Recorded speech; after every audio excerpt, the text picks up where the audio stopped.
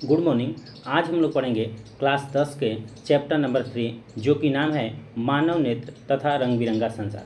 सबसे पहले आप लोग को हम बता दें कि इस चैनल पर क्लास 10 से रिलेटेड यानी कि जितने भी साइंस से, अभी साइंस चल रहा है, साइंस के बाद अगला सब्जेक्ट हम लोग स्टार्ट करेंगे, लेकिन अभी साइंस चल रहा है और साइंस में हम अलग अलग प्रकार के जितना भी चैप्टर है, जितना भी चैप्टर बन रहा है उसको डाल रहे हैं एक एक करके। ठीक है, तो आप लोग उम्मीद करते हैं आप लोग इस चैनल के माध्यम से देखते होंगे। जो लोग नहीं देखते हैं, जो लोग नए हैं, उसको देखिए, बहुत अच्छा लगेगा। ठीक है, क्योंकि बहुत मेहनत से बना रहे हैं हम लोग और बेहतरीन ढंग से बना रहे हैं, सिस्टमेटिक ढंग से। क्योंकि देखे होंगे अब अगर जाएगा ये नोट्स आपके पास तो देखिए पूरा कंप्लीट नोट्स है और हम लोग पूरा कंप्लीट नोट्स देने का और सिस्टम से, जो कि इधर उधर जाने की कोई आवश्यकता नहीं है।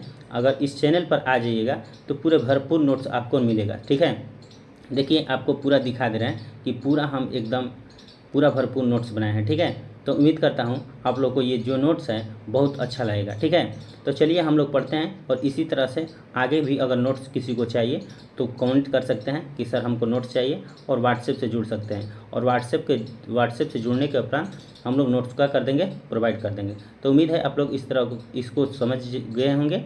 चलिए आगे बढ़ते हैं, अपने टॉपिक की ओर चलते हैं और एक एक करके सबको हम लोग क्या करेंगे कि पढ़ेंगे। ठीक है, चलिए एक एक करके इसके बारे में एक्सप्लेन किया जाएगा और आप लोग उम्मीद करता हूँ अच्छी तरह से समझ भी जाएंगे। ठीक है, चलिए देखिए मानव नेत्र का जो है कंप्लीट नोट्स इसमें बना हुआ है। ठीक, चलिए आगे स्टार्ट करते हैं मानव नेत्र से। मानव नेत्र का मतलब होता है, मानव के मतलब आप लोग जानते हैं कि मानव के मतलब मनुष्य होता है। मानव के मतलब क्या होता है? मनुष्य होता है। और नेत्र का बात किया जाए तो नेत्र का मतलब होता है आँख। ठीक है, यानी कि हम इस चैप्टर में मनुष्य के आँख के बारे में चर्चा करेंगे। ठीक है, क्योंकि आँख तो सब जीव जंतु के पास होता है, लेकिन मानव के आँख हमारे लिए या हमारे जो वातावरण में जो भी हम लोग रह रहे हैं, इसके लिए मानव का आँख बहुत उपयोगी है। ठीक है, इसीलिए इस चैप्टर में मानव के नेत्र के बारे में चर्चा किया जाएगा। चलिए स्टार्ट करते हैं मानव नेत्र से। ठीक है, चलिए मानव नेत्र तथा रंग बिरंगा संसार, इसको इसलिए रंग बिरंगा संसार बोला गया है बाबू कि अगर आँख आपका नहीं रहेगा तो दुनिया एकदम फीका फीका है। ठीक है, आप कोई भी वस्तु को देख नहीं सकते हैं। अगर आपका आँख अच्छे तरीके से काम कर रहा है तो आप हर चीज़ को अनेक तरह से देख सकते हैं। मतलब कि गुलाब है तो गुलाब लाल देख सकते हैं। ठीक है, अगर बात किया जाए पत्ता है तो पत्ता हरा देख सकते हैं, यानी कि कलर का कम्बिनेशन आप लोग महसूस कर सकते हैं, देख सकते हैं। ठीक है ना, चलिए तो सबसे पहले बात आती है मानव नेत्र की। तो मानव नेत्र की परिभाषा पढ़ लेते हैं। ठीक, मानव नेत्र की परिभाषा कहता है कि मानव नेत्र एक अत्यंत सुग्राही प्राकृतिक प्रकाशीय यंत्र है जो हमें किसी वस्तु को देखने में सहायता प्रदान करती है। अगर कोई परिभाषा पूछ दे कि मानव नेत्र का परिभाषा क्या होता है तो हम कह सकते हैं कि मानव नेत्र एक अत्यंत सुग्राही प्रकृति प्रकाशीय यंत्र है जो हमें किसी वस्तु को देखने में क्या करती है? सहायता प्रदान करती है। ठीक है, उम्मीद है आप लोग अच्छी तरह से परिभाषा को समझ चुके होंगे। चलिए बढ़ते हैं आगे की ओर। यहाँ पर देखिए, यहाँ पर लिखा हुआ है मानव नेत्र की बनावट। और मानव नेत्र की इंटरनल बनावट हम लोग देखें, एक्सटर्नल में तो थोड़ा सा दिखाई देता है, केवल वाइट वाला एरिया और वहाँ पर गोल जो होता है ब्लैक कलर का, उस एरिया को हम लोग देख सकते हैं। लेकिन हमारा जो मानव का नेत्र है, हम लोग का जो आँखें हैं, अंदर से बहुत बड़ा है और उसमें अनेक तरह से ये यहाँ पर कॉर्निया मिलेगा, जलीय द्रव मिलेगा, आइरिस मिलेगा, इसके बाद कच्चाप द्रव मिलेगा, यानी कि एक एक करके सबके बारे में हम लोग एक्सप्लेन करेंगे। ठीक है, चलिए तो पढ़ते हैं आगे की ओर। जो हमारा देख रहे हैं यहाँ पर कि कॉर्निया है, यहाँ पर देख रहे हैं आप लोग कॉर्निया है। और कॉर्निया का काम है कि कॉर्निया एक उभार जैसी संरचना होती है, यानी कि उठा हुआ संरचना होता है और सबसे पहला भाग कॉर्निया ही होता है। ठीक है ना, तो कॉर्निया हो गया, इसके बाद यहाँ पर जलीय द्रव हो गया, इसके बाद आइरिस, और आइरिस को ही हम परितारिका के नाम से जानते हैं। इसके बाद इधर अगर देखिएगा तो सिलेरी पेशियाँ हो गया। अगर आगे बढ़िएगा तो दृष्टि पटल हो गया, रक्तक पटल हो गया, दृष्टि पटल यानी कि रेटिना जो हो गया, इसके बाद पीत बिंदु हो गया, अंध बिंदु हो गया, यानी कि सारी चीज़ें के एक एक चर्चा करेंगे। ये फिगर आप लोग उम्मीद है अच्छी तरह से देख लिए होंगे। फिगर को और बेहतरीन ढंग से देख लीजिए और एक एक करके जब जाएंगे टॉपिक पर, यानी कि कॉर्निया पढ़ेंगे तो कॉर्निया के जितने भी कॉर्निया से रिलेटेड चीज़ें हैं उसको हम लोग पढ़ने का प्रयास करेंगे। तो चलिए बढ़ते हैं कॉर्निया की। सबसे पहला चीज़ है दृष्टि पटल। ठीक है, दृष्टि पटल कहता है, देखिए दृष्टि पटल उसी को हम लोग दृढ़ पटल कहते हैं या श्वेत पटल कहते हैं या स्क्लेरोटिक भी कहते हैं। ठीक है ना, उसको तीनों नाम से जानते हैं, दृढ़ पटल कह सकते हैं, श्वेत पटल कह सकते हैं, इसके बाद स्क्लेरोटिक भी कहते हैं।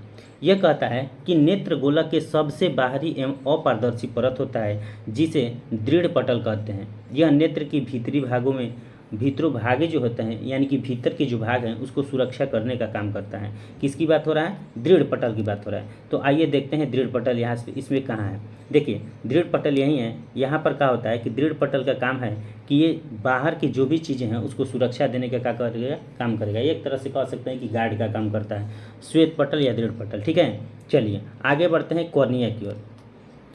कॉर्निया, चलिए कॉर्निया कहता है, ये कहता है कॉर्निया कि कॉर्निया है कि दृढ़ पटल के सामने का उभरा हुआ पतला एवं पारदर्शी भाग होता है जिसे हम लोग कॉर्निया कहते हैं। ठीक है ना, जिसको हम लोग क्या कहते हैं? कॉर्निया के नाम से हम लोग जानते हैं। अब बात आती है कॉर्निया की क्या क्या विशेषताएं हैं। तो पहला विशेषता कॉर्निया का है कि ये नेत्र दान में काम आता है। जब भी हम लोग आँख का दान करते हैं, कोई कहता है कि आँख दान में दे दिए, तो आँख दान में दे दिए तो कौन सा भाग? पूरा आँख दिया जाता है? नहीं, उसके बाहरी भाग जिसको कॉर्निया कहते हैं, कॉर्निया ही दान में जाता है। ठीक है, दूसरा कॉर्निया का काम का है कि प्रकाश कॉर्निया से होकर नेत्र में प्रवेश करता है। जब भी प्रकाश प्रवेश करेगा तो कॉर्निया के माध्यम से ही प्रवेश नेत्र में प्रवेश करेगा और नेत्र में प्रवेश करने के बाद वहाँ पर प्रकाशित होगा, फिर हम लोग किसी वस्तु को क्या कर सकेंगे? देख सकेंगे। तो दो चीज़ें हम लोग देखें कॉर्निया के बारे में। उम्मीद है आप लोग कॉर्निया को भी अच्छी तरह से समझ गए होंगे। कॉर्निया के दो भाग, यहाँ की उभार वाला संरचना जो है यही कॉर्निया है। उभार जैसी संरचना है, इसको कॉर्निया कहते हैं। कॉर्निया का पहला काम है कि नेत्रदान में ये काम होता है। दूसरा काम है कि जब भी प्रकाश प्रवेश करेगा तो इस कॉर्निया के माध्यम से ही प्रकाश का करेगा? प्रवेश करेगा। उम्मीद है आप लोग कॉर्निया के बारे में भी समझ गए होंगे। चलिए बढ़ते हैं आगे की ओर। अब बात आती है, कॉर्निया पढ़ लिए तो अब पढ़ते हैं आइरिस के बारे में। आइरिस को हम लोग सेकंड नाम से परितारिका के नाम से भी जानते हैं। आइरिस को हम लोग परितारिका भी कहते हैं। अब इसका काम है कि कॉर्निया के ठीक पीछे एक रंगीन अपारदर्शी झिल्ली का पर्दा होता है जिसे आइरिस कहा जाता है। एक होता है पारदर्शी, दूसरा होता है अपारदर्शी। पारदर्शी अपारदर्शी के बारे में आप लोग अच्छी तरह से जानते हैं। पारदर्शी जिसे प्रकाश आसानी से पार कर जाए, अपारदर्शी जिसे प्रकाश आसानी से पार न करे या प्रकाश को मोड़ दे, उसे अपारदर्शी हम लोग कहते हैं। तो ये एक अपारदर्शी झिल्ली होती है या उसका पर्दा होता है जिसे आइरिस या परितारिका के नाम से जानते हैं। अब दूसरा इसका काम है कि आइरिस के द्वारा आँखों का रंग काला तथा भूरा होता है। कभी कभी आप लोग देखते हैं कि किसी किसी का आइरिस हो जो परितारिका होता है, कभी कभी आँख का देखते हैं गोला वाला जो एरिया होता है, गोल जो एरिया होता है, उस एरिया में किसी किसी का भूरा आँख होता है और किसी किसी का क्या होता है? ब्लैक होता है। तो वही भूरा और यानी कि कह सकते हैं कि जो जिसका भूरा आँख दिखाई देता है वो आइरिस की वजह से ही दिखाई देता है। तो चलिए आइरिस के बारे में, आइरिस यहीं पर आइरिस है, ठीक है ना, इसको हम लोग आइरिस कहते हैं। ठीक, चलिए अब आगे बढ़ते हैं। आइरिस उम्मीद है आप लोग समझ गए होंगे। आगे बढ़ते हैं आइरिस के बाद।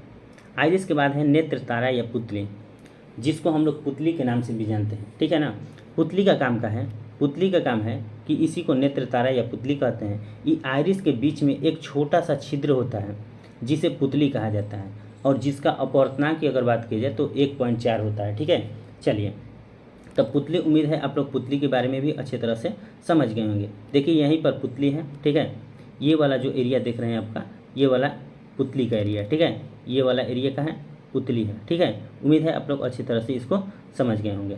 आगे बढ़ते हैं। जब आइरिस देख लिए, नेत्र तारा या पुतली देख लिए, तो अब आगे बढ़ते हैं नेत्र लेंस के बारे में। नेत्र लेंस जो कि हमारे आँखों में जो लेंस होता है जिससे हम लोग देखते हैं, किसी वस्तु को देखने का कोशिश करते हैं या प्रयास करते हैं या जिससे दिखाई देता है उसे ही लेंस कहते हैं। और एक प्रकार का लेंस लगा होता है जो कि अब बात आती है कि कौन सा लेंस होता है, उत्तल होता है, अवतल होता है, कौन सा लेंस होता है। तो चलिए आइरिस के ठीक पीछे एक पारदर्शी उत्तक का बना द्विउत्तल लेंस होता है जिसे नेत्र लेंस के नाम से भी हम लोग जानते हैं। यानी कि कहने का मतलब कि एक प्रकार का उत्तल लेंस होता है और हमारे आँखों में समाहित रहता है जिसे हम लोग किसी वस्तु को क्या कर सकते हैं? देखते हैं। ठीक है, चलिए अब बात आती है कि लेंस की। तो लेंस, उम्मीद है आप लोग अच्छी तरह से लेंस के बारे में जान गए होंगे। आइए एक प्रकार लेंस की भी दिखा देते हैं। ठीक है, चलिए देखिए यहाँ पर लेंस है। लेंस यहाँ पर ये वाला जो भाग है वो लेंस है। ठीक है, और उत्तल लेंस लगा होता है और इसी उत्तल लेंस के माध्यम से हम लोग क्या करते हैं? कोई वस्तु को देखने का प्रयास करते हैं। ठीक है, चलिए अब बढ़ते हैं आगे की ओर। अब आगे अगर बात किया जाए तो आगे बात आती है जलीय द्रव। क्या आती है? जलीय द्रव। जलीय द्रव कहने का मतलब एक होता है कचाप द्रव और दूसरा होता है जलीय द्रव। तो सबसे पहले जलीय द्रव आता है पहले ही आँख में, जिससे हम लोग को आंसू बनता है। ठीक है ना, आंसू बनता है ये जलीय द्रव की वजह से। अगर बात किया जाए कचाव द्रव, तो कचाव द्रव हमारे आँखों को सुरक्षा प्रदान करने का काम करता है। तो यहाँ पर कन्फ्यूज नहीं होना है। अगर आंसू कोई पूछ देगा कि आंसू किससे बनता है, तो जलीय द्रव से बनता है। और आँखों की सुरक्षा कौन करता है, तो कचाव द्रव करता है। ठीक है, चलिए तो जलीय द्रव के बारे में देख लेते हैं। कह रहे हैं कि नेत्र लेंस तथा कॉर्निया के बीच एक पारदर्शी द्रव भरा होता है जिसे जलीय द्रव कहा जाता है। ठीक है, ये नेत्र लेंस और कॉर्निया के बीच में होगा। अब इसके बारे में और आगे बढ़ते हैं। तो इस द्रव के कारण नेत्र में आंसू बनते हैं, अभी चर्चा हुआ है। आंसू कैसा होता है, तो नमकीन होता है। इस द्रव को ही जलीय द्रव कहा जाता है। तो चलिए आइए देख लेते हैं उसके जलीय द्रव के बारे में। ठीक है ना, चलिए आइए। अब देखिए यहाँ पर हमारा नेत्र लेंस ये वाला हो गया, ये वाला पार्ट नेत्र लेंस हो गया, और ये वाला पार्ट सबसे उभरा हुआ संरचना कॉर्निया हो गया। और इसके बीच में जो ये वाला भाग है, इस जो पीला कलर का भाग हम दिखा रहे हैं, पीला कलर का जो भाग है यहाँ पर, ये जलीय द्रव है। ये क्या करता है कि आंखों में आंसू लाने का काम करता है। और आंसू कैसा होता है, नमकीन होता है। क्योंकि कभी कभी आंसू बहते बहते क्या होता है कि मुंह में चला जाता है, तो हम लोग महसूस करते हैं कि आंसू हम लोग का कैसा होता है, नमकीन होता है। ठीक है, उम्मीद है आप लोग इसको अच्छे तरह से समझ गए होंगे। बढ़ते हैं आगे की ओर। ठीक है, अब बात आती है रक्तक पटल या रक्त पटल जिसको कहते हैं, रक्त पटल या इसी को कोराइड के नाम से भी हम लोग जानते हैं। कह रहा है कि दृढ़ पटल के नीचे एक काले रंग की झिल्ली होती है जिसे रक्त पटल या कोराइड कहा जाता है। ठीक है, रक्त पटल या कोराइड कहा जाता है। अब बात आती है कि देख लेते हैं कि रक्त पटल या कोराइड कहाँ है। ठीक है, अब देखिए यहीं पर है रक्त पटल, यानी कि हम कह सकते हैं कि जो है यह हमारा सबसे बाहरी भाग को दृढ़ पटल कहते हैं। दृढ़ पटल के नीचे एक रक्तक पटल होता है। ठीक है, ये काले रंग की होती है। ठीक है, और ये दृढ़ पटल के नीचे पाई जाती है। ठीक है, चलिए आगे बढ़ते हैं। और आगे सबसे इम्पोर्टेंट चीज़ है जो कि हम लोग का रेटिना, और हमारा प्रतिबिंब भी बनता है कहाँ पर, तो रेटिना पर प्रतिबिंब बनता है, जो कि अब लोग रेटिना के बारे में हम लोग चर्चा करेंगे। अब कह रहा है कि रक्त पटल या रक्तक पटल के नीचे की आँख की सबसे अंदर की ओर एक पारदर्शी झिल्ली का पर्दा होता है जिसे रेटिना कहा जाता है। ठीक है ना, यानी कि रक्तक पटल के नीचे होता है रेटिना। अब रेटिना के बारे में महत्वपूर्ण कौन कौन सी बिंदु है उसके बारे में देखते हैं। पहला बिंदु कहता है कि यह मानव नेत्र का सबसे प्रमुख अंग है। प्रमुख अंग तो होता है क्योंकि इसी पर हम लोग का क्या बनता है, प्रतिबिंब बनता है। जिसका रेटिना बढ़िया नहीं रहेगा उसका प्रतिबिंब इधर उधर बनने लगेगा। ठीक है, दूसरा काम है कि यह नेत्र का सबसे भीतरी भाग होता है, नेत्र का सबसे भीतर में पाया जाता है। ठीक है, तीसरा इसका है कि यह प्रकाश के प्रति बहुत सुग्राही होता है। सुग्राही का मतलब कि ग्रहण करने की क्षमता। ठीक है ना, प्रकाश को बहुत अंदर तक लाने की कोशिश करता है और प्रकाश को ऑब्जर्व करता है। ठीक है, चौथा कहता है कि आँख में प्रतिबिंब रेटिना पर ही बनते हैं। हम लोग अभी चर्चा किए हैं कि जो भी प्रतिबिंब हमारा बनता है, जो भी हम लोग देखते हैं, तो वो प्रतिबिंब कहाँ बनता है, तो रेटिना पर बनता है। ठीक है, चलिए अब आगे बढ़ते हैं। रेटिना की चर्चा हो गया, तो अब आगे बढ़ते हैं पीत बिंदु। ये पीत बिंदु का होता है। ठीक है, पीत बिंदु रेटिना के मध्य में एक पीला भाग होता है जिसे पीत बिंदु कहते हैं। ठीक है, इसके बारे में हम लोग देखेंगे फिगर के माध्यम से, लेकिन अभी चर्चा कर लेते हैं कि रेटिना के मध्य में एक पीला भाग होता है जिसे पीत बिंदु कहते हैं। पीत बिंदु का काम है कि प्रतिबिंब सबसे स्पष्ट, अगर बात किया जाए कि सबसे स्पष्ट कह देगा कि प्रतिबिंब कहाँ दिखाई देता है, तो पीत बिंदु पर दिखाई देता है। लेकिन इससे भी स्पष्ट अगर कोई कह देगा तो केंद्रिका गर्तिका पर दिखाई देता है स्पष्ट प्रतिबिंब, जो कि पीत बिंदु से भी अधिक स्पष्ट दिखाई देता है। लेकिन अगर केंद्रिका गर्तिका न हो तो हम लोग मार सकते हैं पीत बिंदु। ठीक है, पीत बिंदु मार देंगे। ठीक है ना, यानी कि हमारा ऑप्शन सही होगा पीत बिंदु। अगर केंद्रिका गर्तिका होगा तो उसमें केंद्रिका गर्तिका को डालेंगे। ठीक है, चलिए यहाँ पर देखिए, यहाँ पर रेटिना के जस्ट पीछे में, यानी कि ये 3D डायमेंशनल नहीं है, 2D है, इसलिए ये नहीं दिखाई दे रहा है, लेकिन रेटिना के पीछे में है और यही है पीत बिंदु, जो कि प्रतिबिंब यहाँ पर क्या देता है, स्पष्ट दिखाई देता है। लेकिन कहे हम लोग कि अगर केंद्रिका गर्तिका दे दे तो केंद्रिका गर्तिका में उससे भी स्पष्ट प्रतिबिंब दिखाई देता है। ठीक है ना, उसके नीचे आता है अंध बिंदु। ठीक है ना, अंध बिंदु के बारे में हम लोग क्या करेंगे, विस्तार से फिर से देखेंगे। ठीक है, चलिए अब अंध बिंदु के बारे में हम लोग देखते हैं। अंध बिंदु कहता है कि रेटिना को जिस स्थान को छेद कर दृष्टि तंत्रिका मस्तिष्क को जाता है, वहाँ पर प्रकाश का कोई प्रभाव नहीं पड़ता है, उसे अंध बिंदु कहते हैं। यानी कि कहने का मतलब है कि रेटिना को जिस स्थान को छेद कर, यानी कि रेटिना के प्रकाश को जिस स्थान को छेद कर कह सकते हैं कि दृष्टि यानी कि तंत्रिकाओं तक या तंत्रिकाओं के मस्तिष्क तक जाता है, वहाँ प्रकाश का कोई प्रभाव नहीं होता है, उसे अंध बिंदु कहा जाता है। अंध का मतलब हो गया कि यानी कि अंधा, यानी पर उस पर कोई प्रभाव नहीं पड़ेगा प्रकाश का। अब बात आती है सिलेरी पेशियाँ। देखिए सिलेरी पेशियाँ का क्या काम है। सिलेरी पेशियाँ हमारे आँख को दोनों को पकड़े रखता है, ठीक है। यहाँ पर देखते हैं कभी कभी लाल हमारा दोनों आँख दोनों तरफ लाल लाल हो जाता है, यानी कि कोना पर देखते हैं तो वहाँ पर सिलेरी पेशियाँ उसको क्या कर रहता है, पकड़े रहता है। यानी कि आइरिस के पीछे वाली परत को सिलेरी पेशियाँ कहते हैं, ठीक है ना। आइरिस के पीछे वाली जो परत है उसको क्या कहेंगे हम लोग, सिलेरी पेशियाँ कहते हैं। आइए सिलेरी पेशियाँ को दिखा देते हैं हम लोग, ठीक है ना। देखिए यहीं पर हम बोले कि यहाँ पर हमारा जो नेत्र है, नेत्र को यहाँ पर लेंस को पकड़ने का काम कौन करता है, सिलेरी पेशियाँ करता है, ठीक है ना। और यही सिलेरी पेशियाँ हैं, ठीक। चलिए उम्मीद है आप लोग अच्छे तरह से इसको समझ गए होंगे। चलिए अब आगे बढ़ते हैं कचाव द्रव के। अभी हम लोग चर्चा की है पीछे में कि कचाव द्रव का काम क्या है, कि कचाव द्रव क्या करता है कि हमारी पूरी आँखों को सुरक्षा प्रदान करने का क्या करता है, काम करता है। अगर कचाव द्रव न रहे तो हमारी आँखें सुरक्षित न रहेगी, ठीक है ना। आँख सूख जाएंगी और सूख जाएंगी तो मतलब कि वो कहीं ना कहीं हमारे लिए ख़राब चीज़ है, ठीक है। चलिए तो इसका काम है कि नेत्र लेंस के पीछे पाए जाने वाले द्रव को ही कचाव द्रव कहते हैं। और कचाव द्रव क्या करता है कि कचाव द्रव हमारे आँखों को सुरक्षा प्रदान करने का काम करता है, ठीक है। चलिए कचाव द्रव आँखों की सुरक्षा प्रदान करने। अब बात आती है पुतली की, ठीक है। पुतली यह गोल तथा काली दिखाई देती है। पुतली आप लोग देखें कि ये गोल और काली दिखाई देती है, ठीक है। कॉर्निया से आया प्रकाश पुतली से ही लेंस में प्रवेश करता है। जो भी कॉर्निया से प्रकाश कहेंगे, कॉर्निया सबसे पहले प्रकाश को लाता है और प्रकाश को अंदर भेजने का काम करता है। तो कॉर्निया से जो भी प्रकाश आएगा और कॉर्निया के माध्यम से फिर जाते अंदर जैसे ही जाएगा तो पुतली का क्या काम है कि पुतली से ही लेंस में प्रवेश करेगा। कॉर्निया के बाद पुतली में आएगा और पुतली के माध्यम से कहाँ प्रवेश करेगा, लेंस में प्रवेश करेगा। और पुतली की यह विशेषता है कि यह अपने आप सिकुड़ता तथा फैलता है। यानी कि हम कभी कभी देखे हैं कि कभी कभी क्या होता है कि डायरेक्ट हम लोग धूप से अंधेरा में जाएंगे, तो धूप से अंधेरा में जाएंगे तो हम लोग कोई भी चीज़ को देख नहीं सकते हैं, ऑटोमेटिक नहीं देख सकते हैं। तो इसका काम क्या है कि पुतली क्या करेगा कि फैलाएगा अपने आँख को।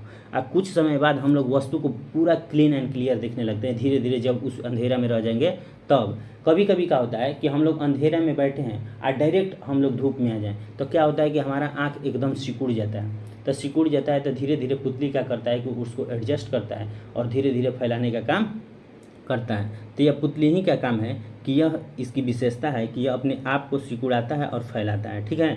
चलिए उम्मीद है आप लोग बहुत अच्छे तरह से समझ रहे होंगे, ठीक है ना। इसी तरह से और आगे भी वीडियो आता रहेगा और नोट्स अगर चाहिए तो आपको व्हाट्सएप पर नोट्स मिल जाएगा, आप व्हाट्सएप से जुड़ सकते हैं, ठीक है ना। क्योंकि कंप्लीट नोट्स हम एकदम अपने हैंड राइटिंग में अपने तरीके से हम बनाए हैं, ठीक है। उम्मीद है आप लोग को नोट्स भी अच्छा लगेगा।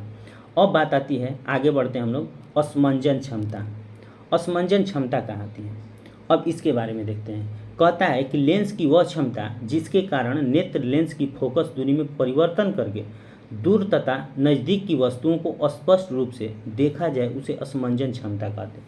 अब बात आती है कि कोई भी वस्तु है, मान लेते हैं कोई दूर की वस्तु है चाहे कोई नज़दीक की वस्तु है, उसको देखने में अगर मदद मिल रही है तो उसी को असमंजन कहते हैं, ठीक है ना। यानी कि हम कह सकते हैं कि तालमेल, ठीक है ना, तालमेल बैठाना ही असमंजन कहलाता है, ठीक है। चलिए अब और आगे बढ़ते हैं। अब देखते हैं कि कह रहा है कि पक्षमाभी पेशियाँ अगर शिथिल होगी यानी कि फैलेगी तो लेंस पतला हो जाएगा और फोकस दूरी बढ़ जाएगी। जब भी लेंस पतला होगा तो फोकस दूरी क्या होगी, बढ़ेगी।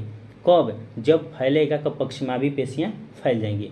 दूसरा कंडीशन देखें हैं कि जब पक्षमाभी पेशियाँ सिकुड़ती हैं तो लेंस मोटा हो जाता है और लेंस मोटा होगा तो दूरी क्या होगी, फोकस दूरी घट जाएंगी। तो हम एक चीज़ और सीखें कि जब लेंस पतला रहेगा तब फोकस दूरी बढ़ जाएगी, यानी कि देखने का रेंज जो है हमारा बढ़ जाएगा। कब, जब लेंस पतला होगा तब। और जब लेंस मोटा हो जाएगा तो क्या होगा कि देखने का रेंज हमारा क्या हो जाएगा, घट जाएगा। जब लेंस पतला होगा तो देखने का रेंज बढ़ जाएगा, यानी कि फोकस दूरी बढ़ जाएगी। अगर लेंस मोटा हो जाएगा तो देखने का रेंज घट जाएगा, यानी कि फोकस दूरी क्या होगी, घट जाएगा। उम्मीद है आप लोग यहाँ तक बहुत अच्छी तरह से समझ चुके होंगे, ठीक है ना। अब आगे बढ़ते हैं, यानी कि यहीं से होता है आगे। अब आगे कह रहा है कि जिस न्यूनतम दूरी तक आँख वस्तु को स्पष्ट यानी कि साफ साफ देख सके उसे स्पष्ट दृष्टि की न्यूनतम दूरी कहते हैं। जैसे मान लेते हैं कि मेरा आँख है तो हम लोग कहते हैं कि अभी तो हम लोग का आँख फ्रेश है तो बहुत मतलब अनंत तक देख सकते हैं, लेकिन कभी कभी वृद्ध अवस्था में लोग चल जाते हैं तो कहते हैं कि यहाँ तक फ्रेश दिखाई दे रहा होगा लेकिन एकरा बाद दिखाई नहीं देते। यानी कि जहाँ तक हम साफ साफ वस्तु को देख सकते हैं उसकी स्पष्ट न्यूनतम दूरी वही कहलाएगी, ठीक है ना। अगर बात किया जाए तो सामान्य मानव की, क्योंकि हम लोग जनरल मानव की बात करते हैं, तो सामान्य मानव की स्पष्ट न्यूनतम दूरी कहीं ना कहीं कुछ होता होगा। तो स्पष्ट दूरी की अगर बात की जाए तो सामान्य नेत्र की न्यूनतम दूरी 25 सेंटीमीटर, या डायप्टर में बात किया जाए तो 4 डायप्टर होगा। ठीक है ना, क्योंकि हम लोग जानते हैं कि फोकस बराबर यानी कि F बराबर 1/में का होता है, P होता है। अगर यह 25 होगा तो 100/25 यानी कि 4 डायप्टर यहाँ पर हो जाएगा। ठीक है ना। चलिए अब बात आती है, आगे बढ़ते हैं कि जिस अधिकतम बिंदु तक आँख वस्तु को अस्पष्ट यानी कि साफ साफ देख सके उसे स्पष्ट दृष्टि की अधिकतम दूरी कहते हैं। स्वाभाविक बात है, जो कि साफ साफ अगर नज़दीक को देखेगा तो उसकी न्यूनतम दूरी होगा, अगर अस्पष्ट यानी कि साफ साफ अधिकतम दूरी देखेगा तो उसे अधिकतम बिंदु भी कहते हैं। स्पष्ट दृष्टि की अधिकतम बिंदु कहा जाता है। ठीक है ना। चलिए अब बात आती है सामान्य नेत्र के लिए दूर बिंदु अनंत होता है, क्योंकि हम लोग कोई भी चीज़ को अनंत तक देख सकते हैं। ठीक है ना। बात आती है कि सामान्य बिंदु के लिए अगर न्यूनतम बिंदु बात की जाए, सामान्य दूरी के लिए न्यूनतम बिंदु तो 25 सेंटीमीटर, या डायप्टर में 4 डायप्टर होता है। अगर बात किया जाए कि अगर सामान्य नेत्र के लिए दूर बिंदु कितना होता है, तो दूर बिंदु अनंत होता है। ठीक है, इस बात को आप लोग अच्छी तरह से याद रखिएगा। ठीक है ना। एक होता है दृष्टिपरास। ये दृष्टिपरास क्या होता है, कह रहे हैं कि दूर बिंदु तथा निकट बिंदु के बीच की दूरी को दृष्टिपरास करते हैं। यानी कि हम कह सकते हैं कि उसके मध्य में, यानी कि दूर बिंदु और नज़दीक बिंदु, यानी कि दूर एगो हो गया, एगो दूर बिंदु हो गया और एक नज़दीक बिंदु हो गया, दोनों के बीच की जो परास है उसे ही दृष्टिपरास के नाम से हम लोग जानते हैं। ठीक है ना। उम्मीद है आप लोग यहाँ तक अच्छी तरह से समझ चुके होंगे। ठीक है ना, अच्छे भली बातें समझ गए होंगे। वीडियो बहुत लंबा हो जाएगा, इसकी वजह से हम लोग क्या कर रहे हैं कि यहीं पर इस वीडियो को रोक रहे हैं और अगले क्लास में यानी कि अगले पार्ट में और यहाँ से आगे बढ़ेंगे। 2-3 पार्ट लगेगा, 2-3 पार्ट में हम लोग सारा वीडियो को क्या कर लेंगे, कवर कर लेंगे। तो उम्मीद है जितना हम लोग पढ़े हैं आप लोग अच्छे तरह से उसको क्या करेंगे, समझेंगे और नोट अच्छे तरह से बना लीजिएगा। ठीक है, मिलते हैं अगले वीडियो में, तब तक के लिए धन्यवाद।